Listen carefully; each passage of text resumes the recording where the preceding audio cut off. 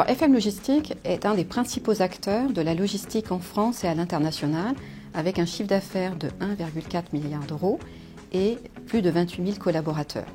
Nous voulons être le référent de la supply chain omnicanal et durable. Et donc pour ce faire, nous concevons et mettons en œuvre des solutions pour nos clients, englobant l'ensemble de la supply chain, telles que le transport et bien sûr les opérations à service à valeur ajoutée, telles que le pooling, la control tower et le pilotage de flux.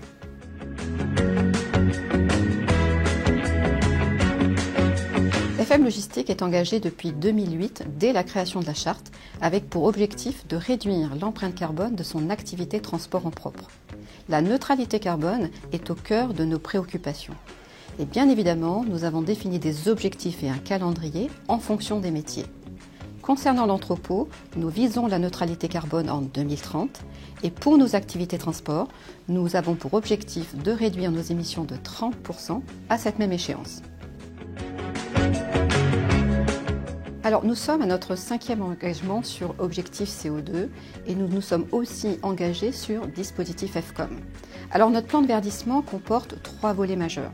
Le premier, c'est la rationalisation et l'optimisation des flux. Le second, c'est la baisse de la consommation de nos véhicules. Et le troisième, c'est la bascule vers les énergies plus vertes. Donc le pooling permet aux industriels de massifier leurs envois vers la grande distribution en mutualisant les outils logistiques et transport. En pilotant les commandes le plus en amont possible, nous constituons des camions complets et nous ajustons la fréquence. Ce modèle est particulièrement vertueux parce qu'il nous permet de réduire nos émissions de CO2 de près de 30%. Le deuxième volet est le déploiement du programme éco-conduite pour nos conducteurs. Grâce à l'informatique embarquée, nous bénéficions de rapports et d'analyses sur la conduite et la consommation de nos véhicules, ce qui nous permet de sensibiliser nos conducteurs et d'engager les pistes d'amélioration. Le troisième volet est le fait d'utiliser du biocarburant pour l'ensemble de nos tracteurs depuis 2021 grâce à l'installation de 3 cuves sur nos différents sites. L'ensemble de ces actions nous ont permis de réduire nos émissions de CO2 de 61,7% versus l'année 2021.